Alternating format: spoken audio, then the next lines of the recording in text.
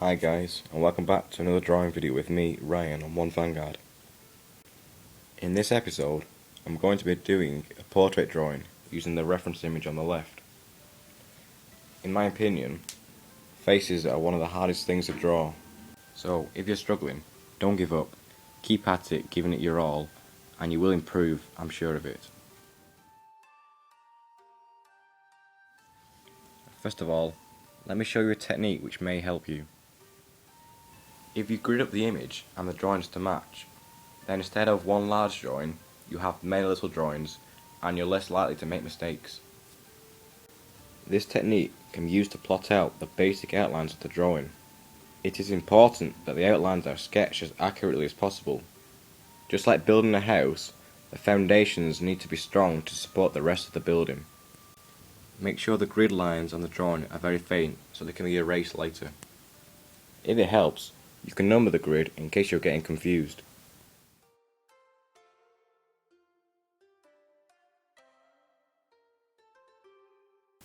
So now, let's pick a square and see how it looks when drawn. Let's go for F4. As you can see, the drawing is pretty similar to the square from the image. When drawing the entire image though, you wouldn't do each square like this. This is only an example to help you visualize it. When doing a full drawing with this technique, you just do the basic outlines and then erase the grid guidelines.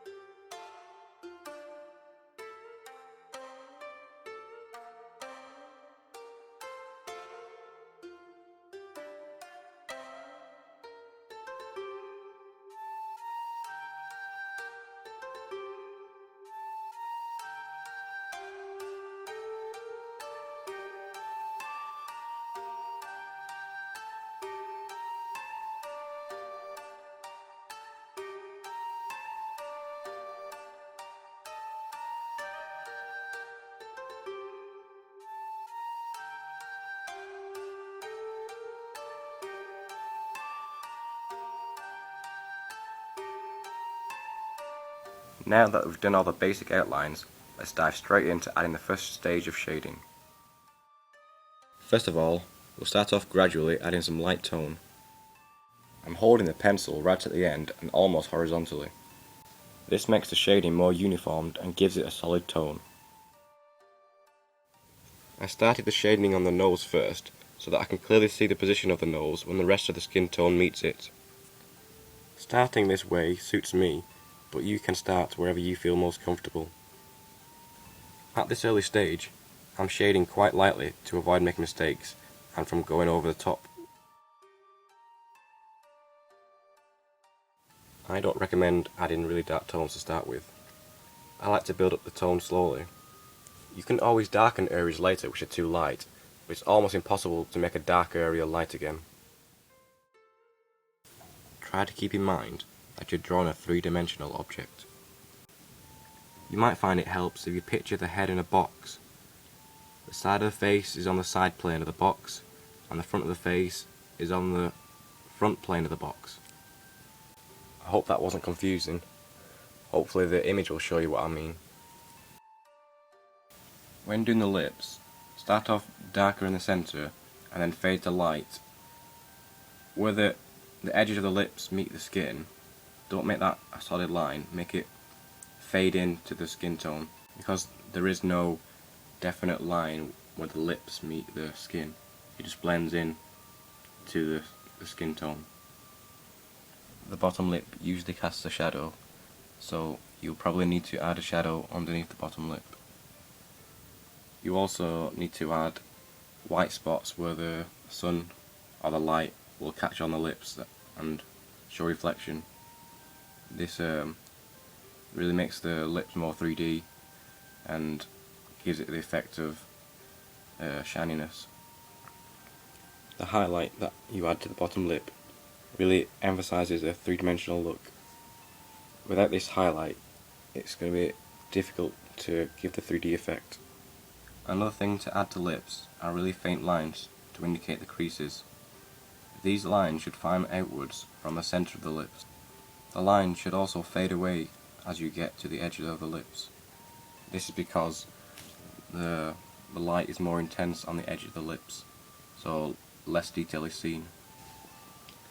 Again, you want to be doing these lips with layers, so just do an initial soft layer of shading, and then start to add the next layer, getting darker and darker. Areas which are going to be like jet black are usually in the corners of the lips, and also if you're showing the mouth slightly open, you're going to be like really dark in them corners as well. As you can see on my drawing, the corners of the mouth are really dark, and also the gaps behind the teeth are really dark.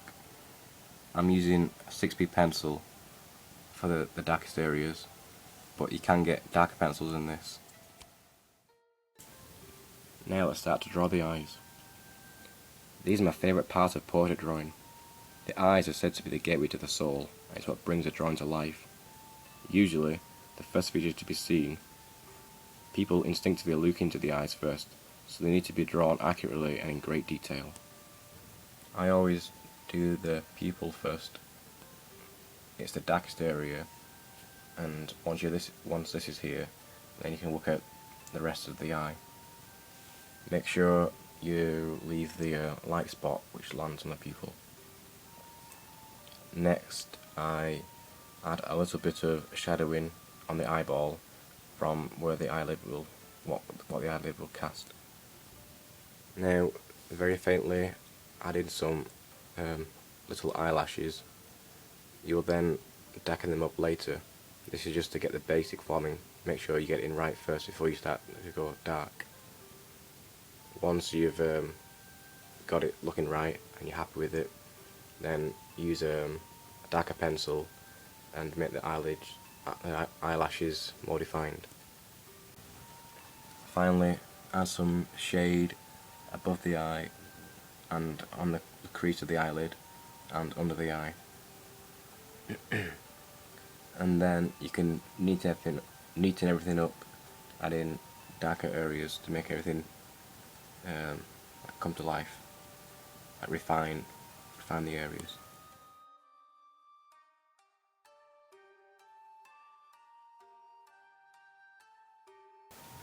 For the eyebrows, roughly plot out the basic shape as a guideline in very light pencil, then start to add some lines to represent the hair that go in the same direction as the hair in the reference image.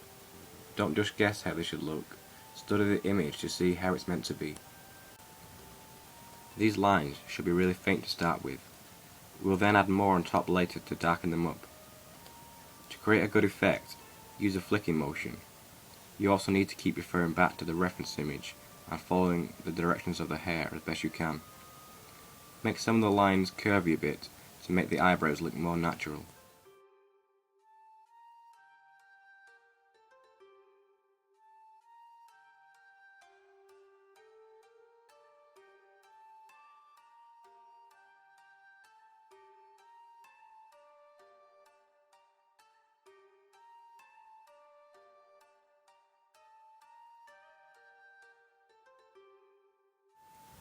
Okay, next, add a light tone over the top to blend in some of the lines and create a base for the next layer. We are now going to start darkening up the areas to match the image. Still keeping in the same direction of the hair flow, add darker lines on top of the original lines. Some of these lines will probably go outside of the original guidelines because of the way the hair has grown, but that's okay. The guidelines shouldn't be able to be seen at this point. Add as many of these darker lines as is needed until you're satisfied with how it looks.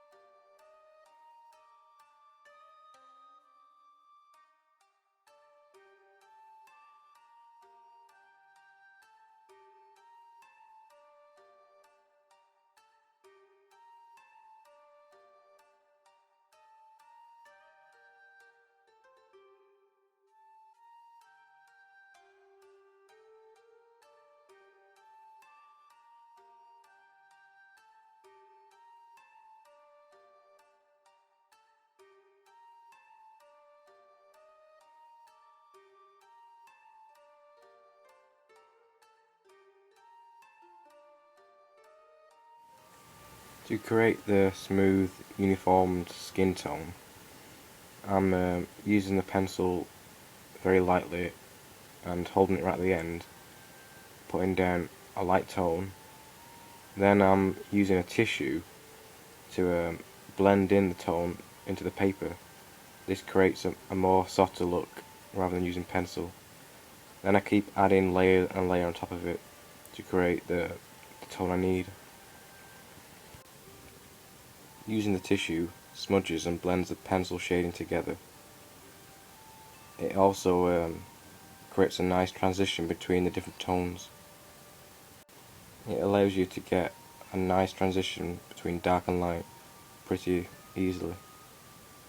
If you're just using pencil lines, this will be more difficult, and you're going to be seeing the pencil lines.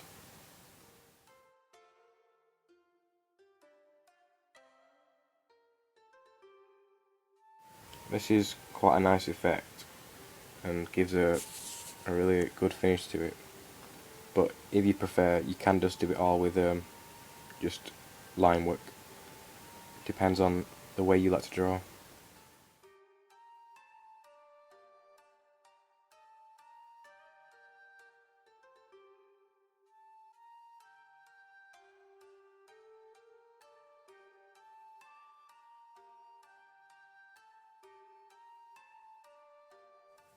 These techniques that I am telling you can be applied to different styles. You don't just have to do photorealism drawings, you can do your own style of drawing, or stylized drawings. You can even draw in a comic or manga style, but all the basic techniques remain the same. Some artists say that drawing in the way which I am shows no creativity. You could just take a photo of this and it'd just be the same. But I like to push myself to see how close to reality I can get it.